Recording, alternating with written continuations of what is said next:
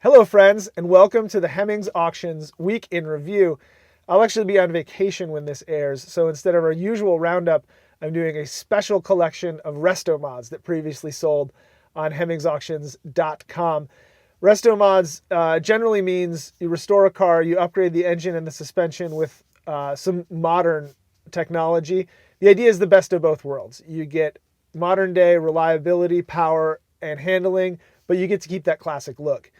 We usually have at least one restomod for sale in our live auctions, so please come visit, take a look, and even, think about bidding. First up is Ruby, a 1967 Mustang Fastback, sold for $231,000, including the 5% buyer's fee. Yes, $231,000. That's the biggest sale we've had yet on Hemmings Auctions. And what makes a Mustang worth this much money? First, you start with a Shelby GT500 and the Mustang from the Nicolas Cage movie that you're not allowed to call by the name from the movie because of some aggressive copywriting. But the point is you're starting with really expensive Mustangs. Then you add stuff in like 1,300 hours worth of build time, a big block Roush V8, coilover suspension, 4-link rear.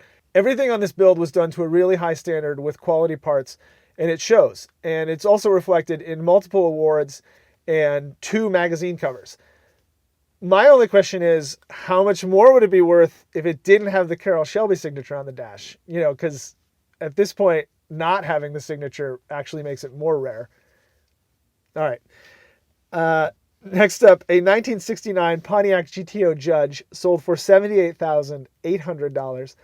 I like this because it's orange, but also because it looks pretty stock. I mean, even the modern wheels in this bigger size are working here. And this is what I like. These are the restomods I like, where they're clearly hiding something. In this case, it's hiding a 467 cubic inch V8 built by drag racer and engine builder Gary Duckworth. It makes around 500 horsepower. And then, of course, it has a fully upgraded chassis with Hotchkiss, QA1, and Detroit Speed parts.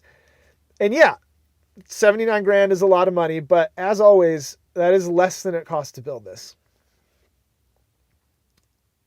Next up, we have an LS1 powered split window 1963 Chevrolet Corvette sold for $97,125. I want to take a moment to talk about restomod wheels and ask why they are always so bad. People are putting like 19 and 20 inch wheels on cars with no tire sidewall in these retro look wheels that do not scale up to those sizes. It looks terrible. Please stop. You're ruining the cars. Look at this as an example. These are good wheels for a 63 Corvette. It works.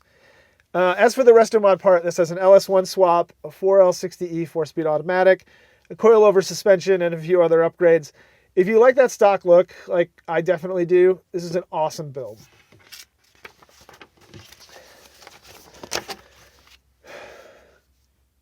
This 1991 Chevrolet Caprice Wagon with Lingenfelter-powered sold for $16,275.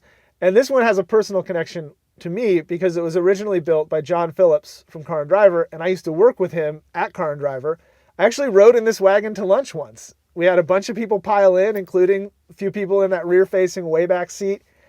Anyway, Phillips bought this Caprice with the idea to make it as quick as a Dodge Magnum SRT8 for less than $25,000, and he did it. First, he sent it to Lingenfelter. They took out the stock engine. They dropped in a 414 horsepower Gen 3 V8, and it did 0 to 60 in about 5 seconds.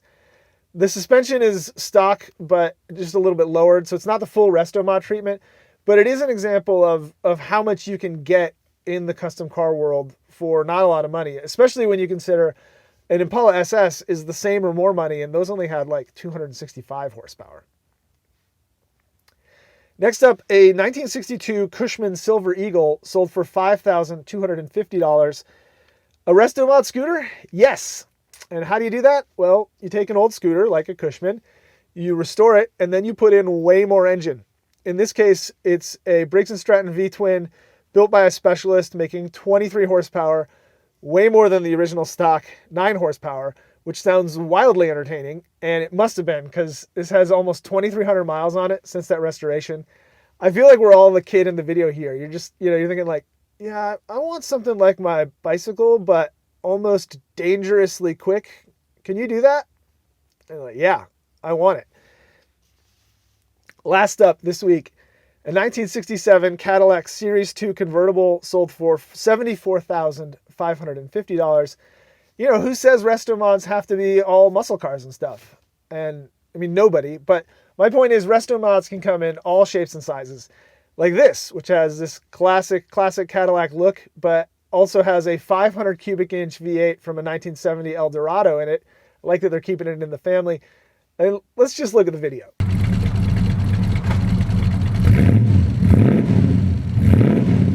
Would you normally expect a car that looks like that to sound like that? The answer is no. And that's what makes this super cool. And that's all I have for this week. As always, please come visit HemmingsAuctions.com. We have new live auctions going every day, as well as plenty of premium classifieds to browse through.